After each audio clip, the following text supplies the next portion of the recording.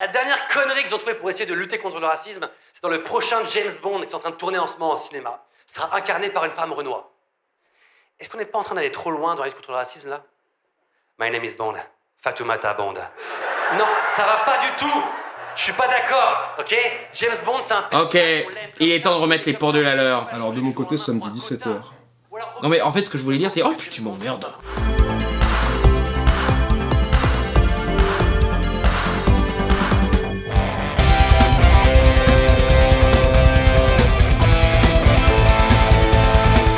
Cela fait presque un an que l'on parle de l'annonce officielle que l'agent 007 sera incarné par Lashana Lynch dans le prochain film James Bond. Annonce qui était très régulièrement remise sur le tapis, traversant le net, faisant entendre la plainte qu'un modèle de masculinité perfectionnée qu'est James Bond va perdre ses couilles et la pureté de sa race. James Bond, c'est un personnage, on l'aime comme ça, vous l'aimez comme ça, on peut le changer du jour au lendemain pour un quota. Alors, croyez-le ou non, mais je fais des efforts pour ne pas sauter sur l'occasion de répéter les mots sexistes et racistes, pour ne surtout pas effleurer le safe space de petits gamins qui piquent des cris chaque fois qu'on ose parler de ces sujets. Mais au bout d'un moment, la bonne foi nous pousse à reconnaître que c'est un vrai problème. Surtout quand on n'arrête pas de leur dire qu'une telle info est fausse, falsifiée et même démentie par les producteurs, mais ils insistent quand même.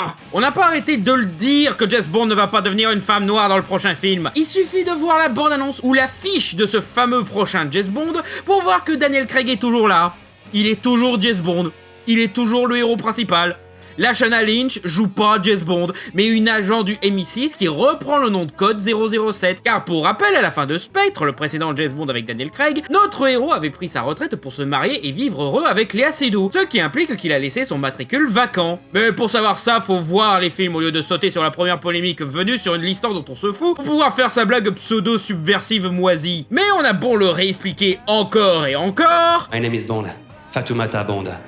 Non, ça va pas du tout. Il continue encore et encore à coups d'articles cherchant le bad buzz avec des titres mensongers comme pour le coup des panneaux de censure, sans suivi des tweets, des vidéos et maintenant un stand-up pourri par un youtubeur prétendu humoriste, prétendant que James Bond va changer de genre et d'ethnie. À ce stade, c'est à croire qu'ils mentent volontairement. Ça ne peut plus être de la simple ignorance ou de l'incompréhension. Ils font exprès de faire croire que ça va arriver pour donner une impression que l'antiracisme et le féminisme va détruire la culture. Est-ce qu'on n'est pas en train d'aller trop loin dans la lutte contre le racisme là? James Bond, c'est un personnage, on l'aime comme ça, vous l'aimez comme ça, on peut le changer du jour au lendemain pour un quota. Certains en deviennent pathétiques de mauvaise foi enfantine, alors jusqu'à dire que c'est pas juste que James perde son nom de code et que 007 est James Bond fin. Alors pour les personnes de bonne foi qui se sont juste fait avoir, parce que soyons honnêtes, ça arrive, James Bond est un agent du MI6 parmi tant d'autres. Donc évidemment, il est remplaçable. Qu'est-ce qui arrive aux 005 et 008 qui sont butés d'après vous? Eh bien, leur nom de code est transmis à quelqu'un d'autre. T'as même certains bouquins où James change de matricule, et même certains où on apprend que James n'est même pas le premier 007. De plus, c'est clair que tout le film, ce sera James qui sort de sa retraite pour montrer comme il est trop badass et plus digne du code 007 qu'une femme. Ce qui satisfera les fantasmes de pouvoir et de conservatisme de certains. Mais bon, si ce problème s'arrêtait à James Bond, ça devient de plus en plus récurrent d'entendre des incels suprémacistes blancs pleurnicher dès qu'on passe à de leur jouer à leurs camarades non-hommes blancs hétéros. C'est ça aussi pour les SOS Fantômes, Thor, les Pirates des Caraïbes, Arsène Lupin, Captain America, Zorro, même le pourtant très populaire Miles Morales est sévèrement critiqué par des faux fans de l'homme araignée, car pour eux Spider-Man est blanc fin de l'histoire. T'as l'esprit d'analyse d'un type qui a fait de longues études. Et franchement, qu'est-ce qu'on s'en fout? Déjà, plus de la moitié de ces cas sont totalement justifiés dans la diégèse de ces histoires. SOS Fantôme version femme est un reboot, et Pirates des Caraïbes avec Margot Robbie est parti pour être un spin-off sur de nouveaux personnages. Normal, car Jack Sparrow n'est pas le centre de Pirates des Caraïbes. Vous vous souvenez que c'était une attraction à la base? Donc eux, là, ils n'ont pas à s'embêter avec une justification.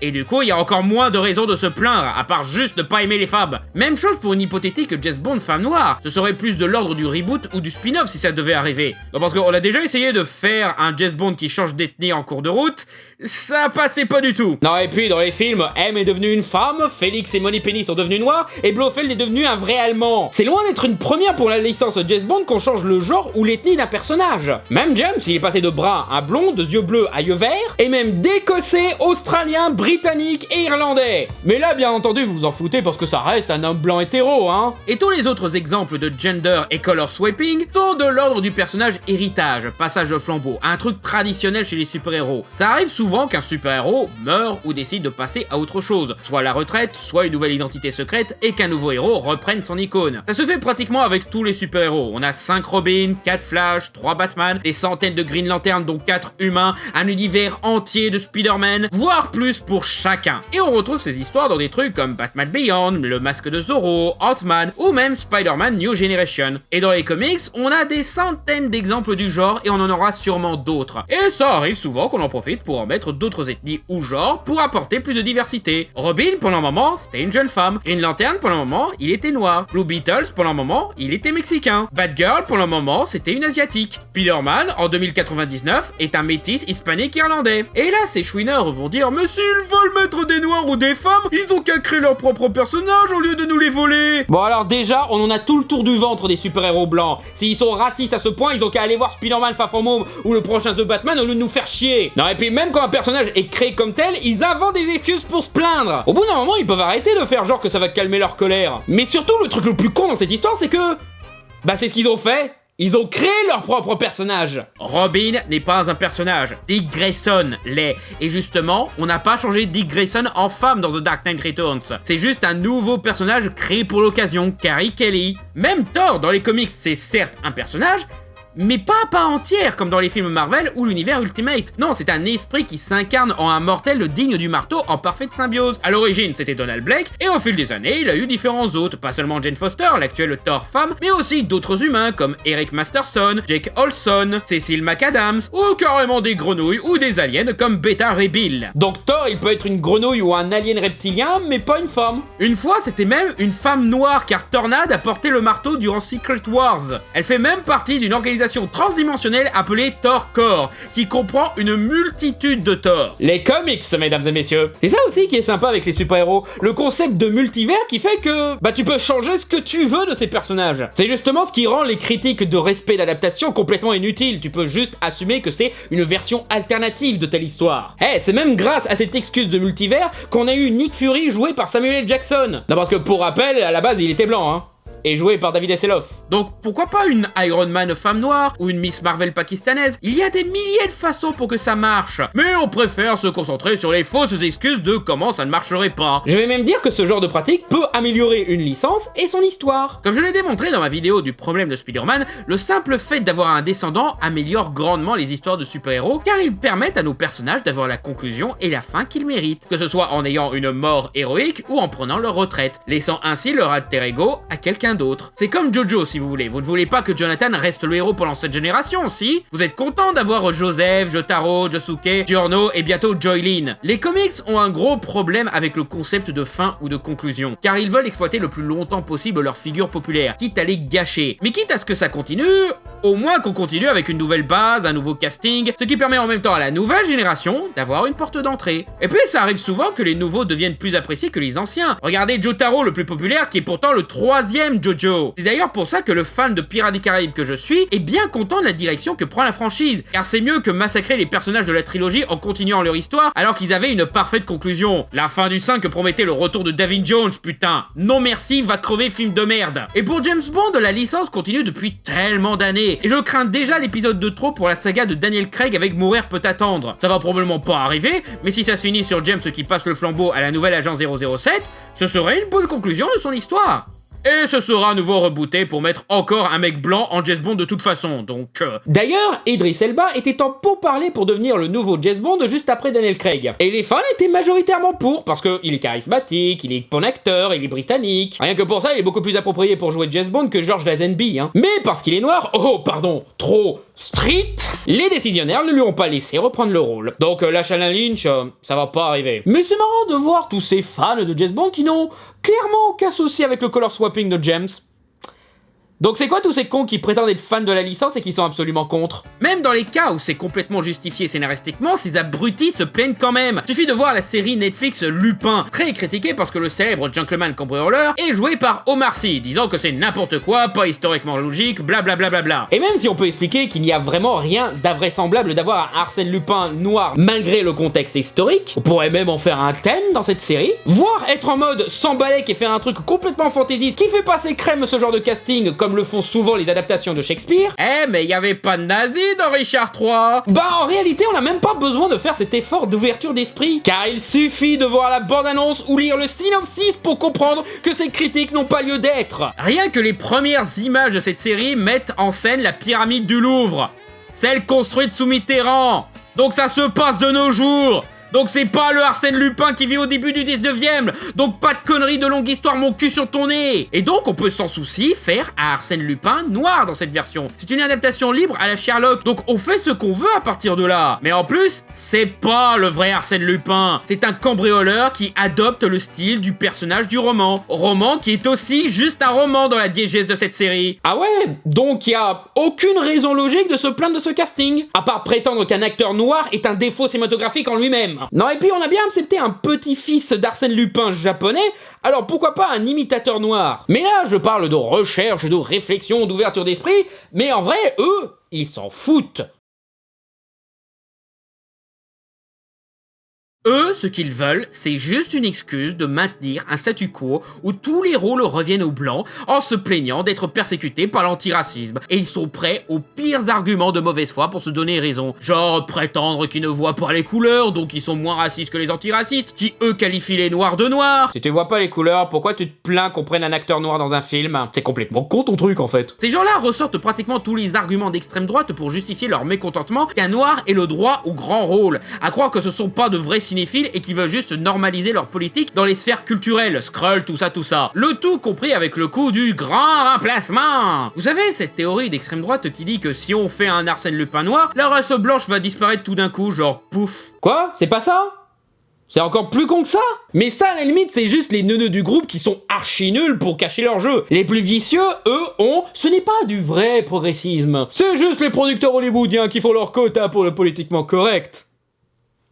Ouais, on sait. On n'est pas naïf, on sait très bien que quand Disney annonce une petite sirène noire, c'est pour se donner un genre plus qu'une intention sincère. Mais c'est marrant de voir que dans ce cas-là, ils sont moins gênés par le côté manipulateur et mercantile de la chose que par le fait qu'on change un personnage pour faire plaisir au SJW. On sait aussi que ça ne va pas automatiquement rendre le film meilleur. Mais bon, c'est pas comme si un mauvais film était un fléau inédit. On a survécu à Quantum of Solace et Le Roi Lion, ça va. C'est pas comme si mettre Michael Cera dans le rôle de Mufasa, ça allait rendre ce film moins pourri. On n'arrête pas de me traiter de SJW, mais là, ce n'est pas moi qui dis qu'un film va être nul ou bien selon le genre et la couleur de peau des acteurs. On sait aussi qu'une représentation mal pensée peut faire plus de mal que de bien. C'est pour ça qu'on critique aussi l'exécution, comme je l'ai fait dans mes vidéos sur Green Book ou sur les gays pour enfants. Ça n'empêche pas des artistes de niquer la matrice en utilisant ce qu'on leur laisse de façon pertinente et rendre le truc vraiment progressiste. Certes, quelquefois, même les intentions sincères peuvent aussi se louper et poser problème. Genre Artemis Fowl, réalisé par un Kenneth Branagh, qui a toujours mis des acteurs noirs dans ses films depuis les années 90. Quitte à envoyer chier le lore d'un univers ou la vérité historique de ces histoires, mais qui finissent par payer car les acteurs sont juste bons dans leur rôle, peu importe s'ils sont pas censés être noirs. Mais quand il a fait Artemis Fowl et pris Nonso Anozie dans le rôle du serviteur du petit blanc riche, alors que le personnage n'est pas noir à la base, mauvais calcul cette fois-ci, Kenneth. Pas pire que de mettre Richard Pryor dans le remake du Joujou, mais quand même. Peut-être que ces films seront mauvais, voire problématiques. Après tout, James Bond a déjà beaucoup d'éléments problématiques, au point que j'en ai prévu un fermez-la essai. Mais en fin de compte, on a aussi beaucoup de films pourris représentant les hommes blancs hétéros. Certains qui sont même cultes et célébrés. Donc, pourquoi les autres n'auraient pas le droit à leur film popcorn bas de gamme? Pourquoi être beaucoup plus dur envers les films qui veulent faire de la représentativité qu'envers les films qui n'ont pas cet objectif? Genre, c'est beaucoup plus grave qu'un film soit beauf si les acteurs ou les créateurs appartenaient à une minorité. Non, et puis ça fait les mecs plus malins que les autres sans agenda politique qui veulent juste critiquer les pratiques douteuses d'Hollywood. Mais de l'autre côté, quand on fait du whitewashing, on les entend plus, hein. Non, prioriser les blancs, ça c'est juste logique. Mais ils ont choisi des acteurs selon leur couleur de peau plutôt que selon leur talent.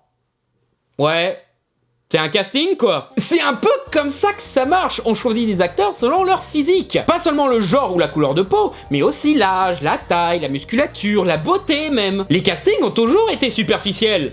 Et vous vous plaignez que maintenant, cette pratique, elle doit avoir plus de 120 ans. C'est quoi ces cinéphiles en carton, là? Non, parce que dans ce cas, pourquoi ne pas critiquer les acteurs et actrices engagés uniquement pour leur beauté et leur renommée qu'on a eu au cours du dernier siècle? On dirait que ça les gêne moins qu'on prenne des gens sans talent mais beaux que des gens talentueux appartenant à une minorité. Non, parce que ouais, qu'est-ce que t'es en train d'insinuer là? Que les bons acteurs typés, ça n'existe pas? Même les personnes transgenres qui sont sous-représentées et qu'on sort souvent l'excuse de c'est mieux de prendre selon le talent que selon l'identité, ça n'empêche pas les jeux vidéo, séries Netflix et films indépendants, certains venant de pays très conservateurs en plus, d'en trouver d'excellents. Donc ce n'est pas si dur que ça en vrai, suffit de chercher, d'où l'intérêt du casting. Non, et puis avec ces arguments-là, tu peux dire le contraire, qu'ils ont été pris pour leur talent, même si leur couleur de peau et leur genre changent par rapport au personnage d'origine. Alors oui, j'ai défendu certains cas de whitewashing dans le passé. Je ne défends pas du tout la pratique. Je ne fais que nuancer certains cas très spécifiques qui étaient artistiquement pertinents, comme Scarlett Johansson dans Ghost in the Shell, qui était carrément un commentaire méta et acerbe sur le whitewashing. Comme quoi, hein? Ouais, ça participe indirectement au problème quand même. Mais là, c'est plus les studios qui imposent ce genre de casting qui sont critiquables, pas l'œuvre ou l'artiste qui a su jouer avec cette décision chiante de façon détournée et constructive. Et quand je critiquais le casting du film Fullmetal Alchemist, je critiquais surtout l'aspect faussement progressiste. Alors que,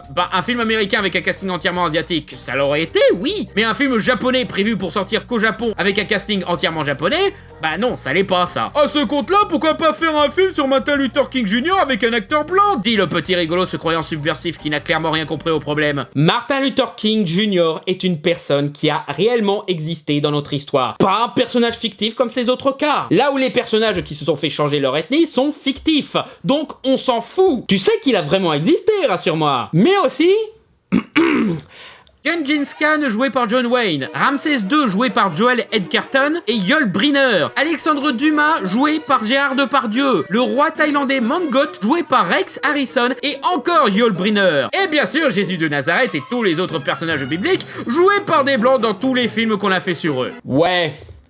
Je fermerais ma gueule sur ce sujet si j'étais vous. On est très mal placé pour se plaindre d'une reine Anne Boleyn noire. Même chose pour les personnages fictifs comme Black Panther. Parce que contrairement à James Bond, Black Panther repose sur un concept qui fait qu'il ne peut pas être autre chose que noir. C'est un prince d'Afrique le mec. Les faux équivalents franchement ils peuvent se les garder hein. Parce qu'ils comprennent pas que quand des personnages traditionnellement blancs deviennent noirs ou autres, c'est une opportunité. Là où le contraire invisibilise. Et comme toute critique sur des quotas, ça critique plus le fait qu'on n'ait pas donné du boulot à un blanc que le vrai problème plus grave, le fait que les non-blancs sont réduits au quota pour avoir du travail. C'est dire l'égoïsme de ce genre de remarques. Non et puis comment vous expliquez tous ces blancs incompétents à qui on confie de gros blockbusters ou des rôles principaux? Me faites pas croire que John Watts a été engagé pour son talent hein. Lui quand vous voulez vous le remplacer par un quota, ce sera automatiquement un pas en avant. Encore une fois, il s'en fout de la qualité du film. Il veut juste normaliser leur suprématie. S'ils en avaient vraiment quelque chose à foutre, ils ne critiquerait pas le fait que la petite sirène soit noire, mais que le film sera réalisé par Rob Marshall